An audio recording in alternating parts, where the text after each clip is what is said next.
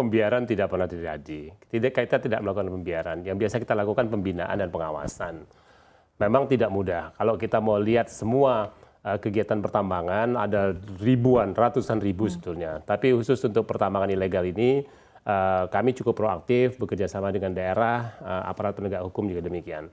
Secara umum saya mau mengatakan pertambangan ilegal ini lebih karena orang mau jalan pintas saja. Kalau mau diurus izinnya bisa kok. Saya kan menindaklanjuti tadi yang Anda katakan Pak Ridwan terkait dengan banyak yang mengambil jalan pintas. Sebetulnya dengan mengambil jalan pintas begitu Pak, ada juga dugaan banyak backingan yang cukup kuat di balik maraknya tambang ilegal begitu Pak. Sebetulnya seberapa besar sih Pak penyebab ini dan apakah betul-betul Presiden Jokowi perlu turun tangan? Pertama soal backing, dalam kasus Jawa Tengah saya tidak punya data spesifik. Tapi saya juga tidak ingin naif mengatakan tidak ada, realitanya ada. Gitu ya.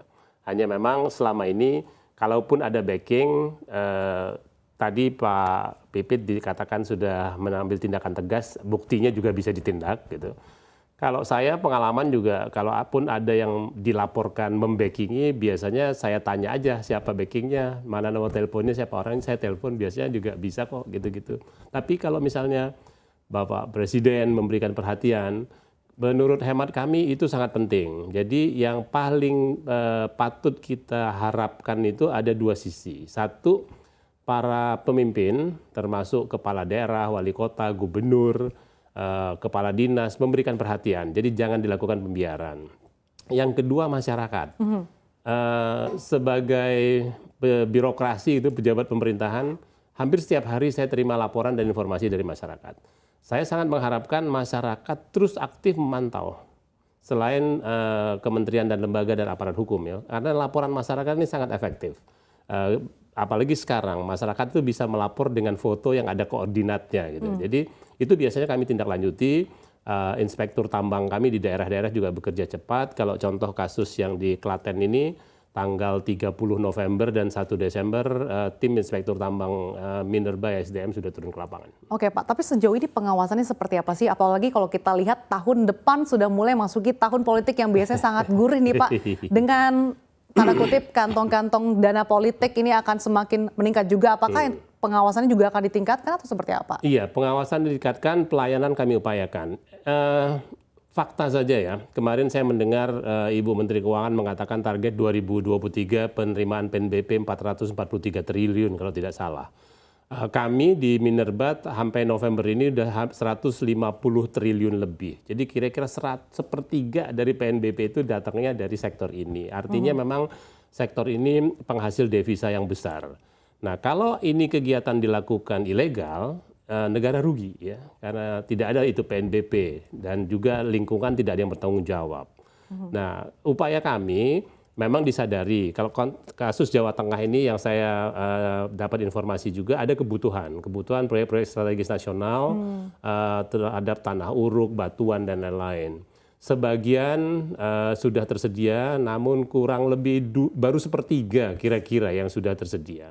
2/3 masih harus dicari. Introspeksi, saya juga tidak ingin naif mengatakan pemerintah benar semua. Introspeksi, kami akan coba percepatan penyelesaian perizinan.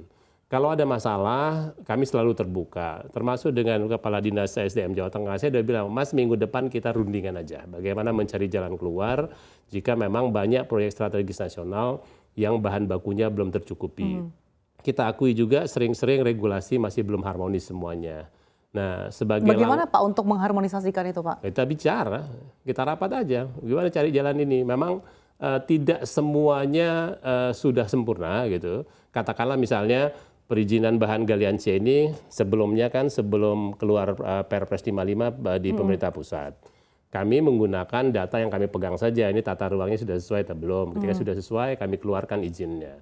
Ketika mau dilaksanakan di daerah, bisa saja tata ruangnya nggak begitu, beda tata ruangnya, kan artinya ada sesuatu yang belum harmonis. Dalam hal itu kita cari jalan keluar saja, nanti kita lihat bagaimana solusinya. Oke Pak, tapi kalau sudah diajak duduk bersama, tapi kemudian masih saja marak Nggak boleh. menjamur ya tambang ilegal ini. Lalu siapa Pak garda terdepan yang harus di garda terdepan begitu Pak? Karena sekelas Gibran Rakabuming kemudian Ganjar Pranowo saja mengatakan backingannya cukup kuat Pak. Lalu sebetulnya mungkin institusi atau lembaga apa Pak yang perlu menjadi garda terdepan? Agak. Buat saya kalaupun ada backingan begitu, sejauh pengalaman saya ya masih bisa kita ajak bicara kok. Saya kan juga sekarang bertugas di daerah juga. Kita bicara biasanya masih bisa, apalagi kalau Pak Wali Kota, Pak Gubernur sudah turun ke lapangan, mestinya bisa. Apapun bagi aparat pejabat-pejabat pemerintah di daerah, rasa saling menghormati dan saling menghargai itu masih ada. Oke, saya akan